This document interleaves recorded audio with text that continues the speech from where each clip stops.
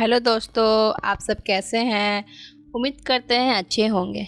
आज मैं सुनाने जा रही हूँ प्यार भरा अनोखी कहानी है एक बदनसीब लड़की की दर्द भरी कहानी। यह दर्द भरी कहानी एक लड़की या फिर यूँ कहें तो भी गलत ना होगा कि यह कहानी एक बदनसीब लड़की की।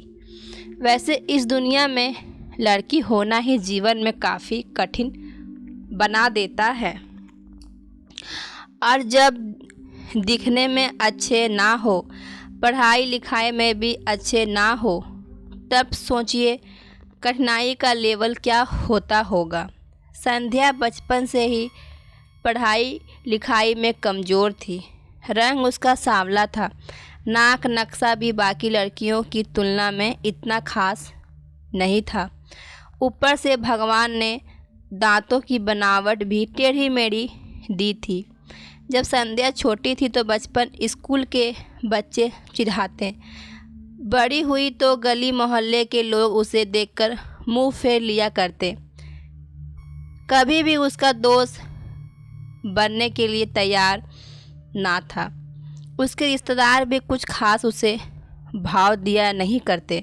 बस एक उसकी माँ ही थी जिसे उसके सूरत या लुक्स से कोई फ़र्क नहीं पड़ता। माँ संध्या से और संध्या माँ से बेहद प्यार करते। दुनिया भर की आलोचनाओं को सहने की शक्ति थी।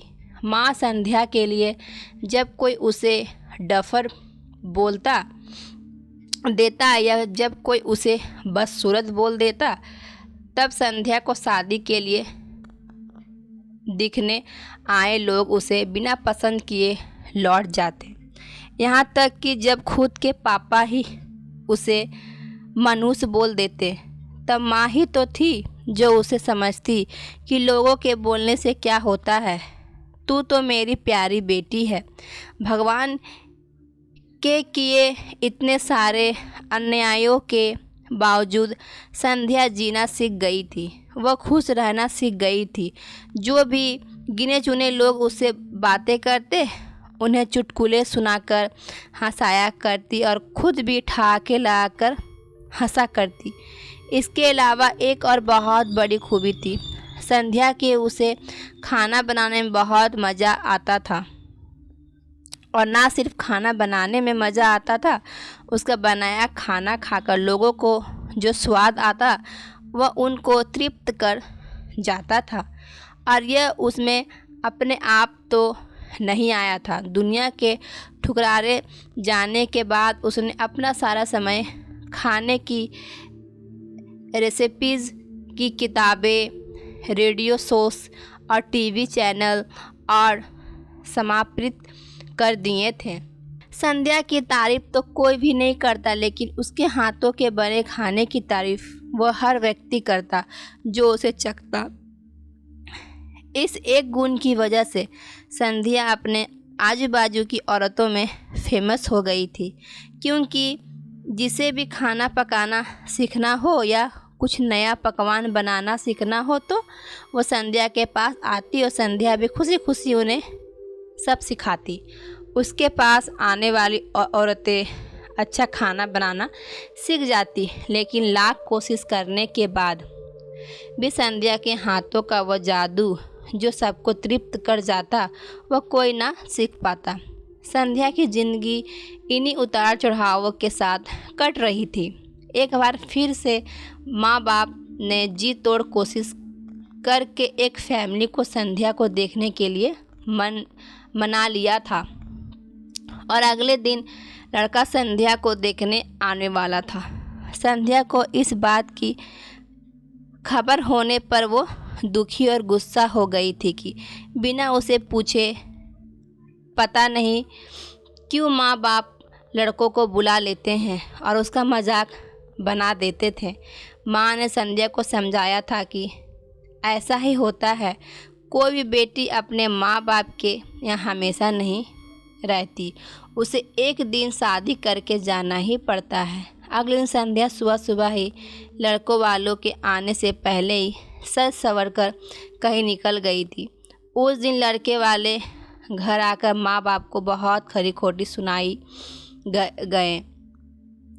वैसे पापा को संध्या पर हमेशा ही गुस्सा रहता था, लेकिन उसकी इस हरकत ने उनको गुस्से से पागल कर दिया। उस दिन पापा ने संध्या का सारा गुस्सा माँ पर उतार दिया था, यह कहकर कि एक मनुष्य बेटी को जन्म देकर भी तुम्हारा मन नहीं भरा था, इसीलिए उसका लाड़ प्यार देकर सर पर बिठा लिया है। हमेशा अपनी बेटी के बारे में गलत बोलने वालों से नाराज़ रहने वाली माँ आज खुद संध्या से नाराज़ हो गई थी और वह अब संध्या के घर वापस आने की बेसब्री से राह देख रही थी ताकि अपना गुस्सा उस पर उतार सके। सूरज ढलने से पहले संध्या घर लौट आई थी। उसके चेहरे पर एक अजीब सी खुशी थी। हाथों में एक चेक था और एक सर्टिफिकेट भी। संध्या माँ से कुछ कहना चाहती थी, लेकिन इससे पहले संध्या अपने मुंह से एक भी शब्द कह पाती, माँ ने उसे खरी खोटी सुनाना शुरू कर दिया। गुस्से में माँ बोलते बोलते इतना कुछ बोल गई कि संध्या को कभी सपने में भी नहीं सोचा था। माँ ने कहा, बाकी सभी लोग सही थे, तुम सच में मनहूस हो, तुम्हारी वजह से हर कोई परेशान है। अच्छा होता जो तुम पैदा होते ही मर जाती, यह दिन ना देखना पड़ता हमें। गुस्से में बड़बड़ाती और सब्जियां काट रही माँ ने एक बार भी संध्या की तरफ नहीं देखा था। संध्या माँ की बातें किसी पत्थर की मूरत की तरह सुन रही थी। पत्थर की ऐसी मूरत जिसके शरीर में तो जान ना हो, लेकिन आंखों से आंसू की धारा बह रही हो। संध्या ने माँ से पूछा, माँ क्या सच में तुम भी चाहती हो कि मैं मर जाऊं? क्या इतनी बुरी हूँ मैं माँ? अभी भी गुस्सा सर पर सवार होने की वजह से माँ ने कह दिया हाँ। बिना एक पल भी सोचे संध्या सीधे अपने कमरे में जाकर कमरा अंदर से बंद कर लिया था। 1-2 मिनट बाद गुस्सा थोड़ा शांत होने पर माँ को अपनी गलती का एहसास हुआ तो संध्या के रूम के तरफ गई। उन्हें पता चला कि संध्या रूम को अंदर से बंद कर लिया है। गुस्से में कुछ कर ना ले, इसीलिए माँ ने तुरंत पापा को इस बात की खबर दी। दोनों ने काफ़ी दरवाजे खोलने की कोशिश की, लेकिन जब नाकाम रहे तो दरवाज़ा तोड़ दिया। अपने दुपट्टे से फांसी का फंदा तैयार कर संध्या पंखे से लटक रही थी। ज़्यादा वक्त नहीं हुआ था, वह सिर्फ बेहोश हो गई थी। माँ पापा ने तुरंत उसे पंखे से अलग किया और बेड पर लेटाया। पापा ने तुरंत डॉक्टर को फ़ोन किया। तब माँ का ध्यान बेहोश पड़ी संध्या के हाथ में पकड़ी एक चिट्ठी और पास में ही पड़े 5 लाख के चेक और 5 स्टार होटल में शेफ की नौकरी के लिए कन्फर्मेशन लेटर पर पड़ी, जो संध्या अपने साथ लाई थी। माँ और पापा ने वो चिट्ठी खोलकर पढ़ी जो उसने अभी अभी लिखी थी। चिट्ठी कुछ इस प्रकार थी, मम्मी पापा, मैं जानती हूँ मेरे जन्म से लेकर आज के दिन तक मैंने ऐसा कुछ भी नहीं किया है जिस पर आप गर्व कर सके, लेकिन मैं आपको बताना चाहती थी कि आज मैं खाना पकाने के नेशनल लेवल कंपटीशन को जीत चुकी हूँ और यह 5 लाख का चेक मुझे प्रथम स्थान पर आने के लिए मिला था, जिसको मेरा खाना इतना पसंद आया था कि उन्होंने मुझे एक बहुत बड़े होटल में बतौर मास्टर शेफ़ की नौकरी के लिए कन्फर्मेशन लेटर ही दे दिया था। पूरी दुनिया मेरे खिलाफ है, मुझे इस बात का कभी भी फर्क पड़ा ही नहीं था और ना ही बाबूजी की कड़ी बातें मैंने अपने दिल पर ली थी, क्योंकि मैं जानती थी बाहर से शख्स दिखते मेरे बाबूजी अंदर से तो मुझे प्यार ही करते थे।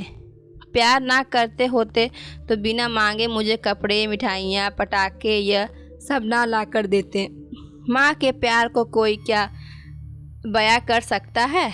मेरी माँ मेरे लिए मेरी सारी दुनिया थी। जब माँ मेरे साथ होती तो मुझे किसी बात की परवाह नहीं होती थी। मेरी माँ मेरी थी, इसलिए मुझे किसी और की ज़रूरत नहीं थी।